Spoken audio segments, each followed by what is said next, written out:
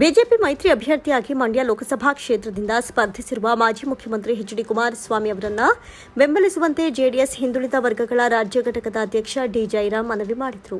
ಸುದ್ದಿಗೋಷ್ಠಿಯಲ್ಲಿ ಮಾತನಾಡಿದ ಅವರು, ರಾಜ್ಯದಲ್ಲಿ ಹಿಂದುಳಿದ ಸಮುದಾಯದವರ ಪರವಾಗಿ ಕುಮಾರಸ್ವಾಮಿ ಕೆಲಸ ಮಾಡಿದ್ದಾರೆ.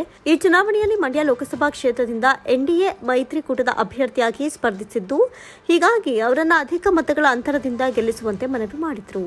ಹಿಂದುಳಿದ ವರ್ಗಗಳು, ಶೋಷಿತರು ಮತ್ತು ದಮನಿತರ ಧ್ವನಿಯಾಗಿರುವ ದೇವೇಗೌಡರ ಕೈಯನ್ನ ಬಲಪಡಿಸಬೇಕಿದ್ದು, ಈ ಹಿನ್ನೆಲೆಯಲ್ಲಿ ಎಲ್ಲಾ ವರ್ಗದವರು ಗೌಡರನ್ನ ಬೆಂಬಲಿಸುತ್ತಿದ್ದಾರೆ. ಆದ ಕಾರಣ ಕಾಂಗ್ರೆಸ್ ಸರ್ಕಾರದ ಭರವಸೆಗೆ ಮತದಾರರು ಒಳಗಾಗದೆ ಮೈತ್ರಿ ಅಭ್ಯರ್ಥಿಯನ್ನ ಬೆಂಬಲಿಸಬೇಕು ಅಂತ ವಿನಂತಿಸಿದರು. ಲೋಕಸಭಾ ಚುನಾವಣೆಯಲ್ಲಿ ಕಾಂಗ್ರೆಸ್ ಪಕ್ಷ ಕೇವಲ 180 ಅಭ್ಯರ್ಥಿಗಳನ್ನ ಕಣಕ್ಕಿಳಿಸಿದ್ದು, ಈ ಪಕ್ಷ ಯಾವುದೇ ಕಾರಣಕ್ಕೂ ಕೇಂದ್ರದಲ್ಲಿ ಅಧಿಕಾರ ಹಿಡಿಯುವುದಿಲ್ಲ.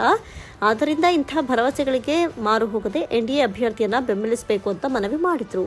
ಹಿಂದುಳಿದ ವರ್ಗಗಳ ತಳವರ್ಗದವರ, ಶೋಷಿತರ, ದಮನಿತರ ಧ್ವನಿಯಾಗಿರ್ತಕ್ಕಂಥ ಸನ್ಮಾನ್ಯ ದೇವೇಗೌಡರ ಕೈಯನ್ನು ಬಲಿಪಡಿಸಬೇಕು, ಜಾತ್ಯತೀತ ಜನತಾದಳವನ್ನು ಉಳಿಸ್ಕೊಳ್ಬೇಕು ಅಂತ ನಿಟ್ಟಿನಲ್ಲಿ ನಾವೆಲ್ಲರೂ ಕೂಡ ಪ್ರಯತ್ನ ಮಾಡ್ತಾ ಈ ದಿಕ್ಕಿನಲ್ಲಿ ಹಿಂದುಳಿದ ವರ್ಗಗಳ, ದಲಿತರ ಮತ್ತು ಅಲ್ಪಸಂಖ್ಯಾತರ ಎಲ್ಲ ವರ್ಗದ ಜನಗಳು ಕೂಡ ಇವತ್ತು ಒಕ್ಕೊರಲಾಗಿ ಎನ್ಡಿಎನ ಬೆಂಬಲಿಸ್ತಾ ಇರ್ತಕ್ಕಂಥ ಈ ಒಂದು ಸಂದರ್ಭದಲ್ಲಿ ಈ ಕಾಂಗ್ರೆಸ್ ಪಕ್ಷ ಏನು ಪೊಳ್ಳು ಗ್ಯಾರಂಟಿಗಳನ್ನು ಕೊಡ್ತಾ ಇದೆ ಈ ರಾಷ್ಟ್ರಕ್ಕೆ, ಆ ಭರವಸೆಗಳನ್ನು ನಂಬಿ ಹಿಂದುಳಿದ ವರ್ಗದ ಜನ ಮತ್ತು ಶ್ರಮಿಕರು, ದಲಿತರು ಯಾವುದೇ ಕಾರಣಕ್ಕೂ ಕೂಡ ಬಲಿಯಾಗದಿಲ್ಲ ಅಂತಕ್ಕಂಥ ಒಂದು ಆಶ್ವಾಸನೆ ನಾವು ಪ್ರವಾಸ ಮಾಡಿದಂಥ ಸಂದರ್ಭದಲ್ಲಿ ಪ್ರತಿಯೊಬ್ಬರು ಕೂಡ ನಮಗೆ ಏನು ಹೇಳ್ತಾ ಇದ್ದಾರೆ.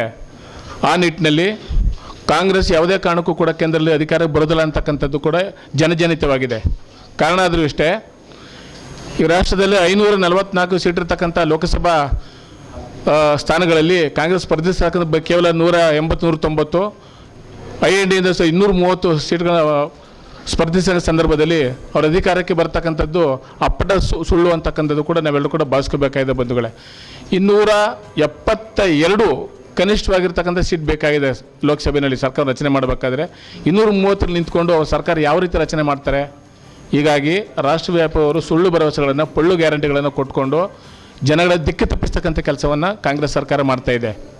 ಜೊತೆಗೆ ಇವತ್ತು ಏನು ಗ್ಯಾರಂಟಿ ಕಾರ್ಡ್ಗಳಿಗೆ ಸೈನ್ ಮಾಡಿ ಕೊಡ್ತಾ ಇದ್ದಾರೆ ಸನ್ಮಾನ್ಯ ಖರ್ಗೆ ಅವರು ಮತ್ತು ರಾಹುಲ್ ಗಾಂಧಿ ಅವರು, ಆ ಸೈನ್ ಮಾಡಿ ಕಾರ್ಡ್ಗಳನ್ನ, ಗ್ಯಾರಂಟಿ ಕಾರ್ಡ್ಗಳನ್ನ ಸುಳ್ಳು ಭರವಸೆಯನ್ನು ಕೊಡ್ತಾ ಇದ್ದಾರೆ. ಈ ರಾಷ್ಟ್ರದಲ್ಲಿ, ಈ ರಾಜ್ಯದಲ್ಲಿ ಮಹಿಳೆಯರಾಗಲಿ, ಶೋಷಿತರಾಗಲಿ, ದಲಿತರಾಗಲಿ, ಹಿಂದುಳಿದವರಾಗಲಿ ಯಾವುದೇ ಕಾರಣಕ್ಕೂ ಕೂಡ ಈ ಭರವಸೆಗಳನ್ನು, ಈ ಪೊಳ್ಳು ಭರವಸೆಗಳನ್ನು ನಂಬಬಾರ್ದು. ಎನ್ಡಿಎ ಪಕ್ಷವನ್ನು ಬೆಂಬಲಿಸಬೇಕು. ಸನ್ಮಾನ್ಯ ಮೋದಿಯವರು ರಾಷ್ಟ್ರದಲ್ಲಿ ಚುಕ್ಕಾಣಿ ನೀಡಬೇಕು.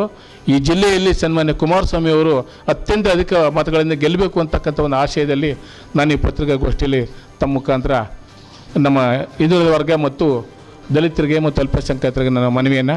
ಈ ಪತ್ರಿಕಾಗೋಷ್ಠಿಯಲ್ಲಿ ನಗರಸಭೆ ಮಾಜಿ ಸದಸ್ಯ ಪದ್ಮಾವತಿ, ಉಮೇಶ, ಹೇಮಾವತಿ, ಸಿದ್ದಾಚಾರಿ, ಜಯರಾಮ್ ಉಪಸ್ಥಿತರಿದ್ದರು.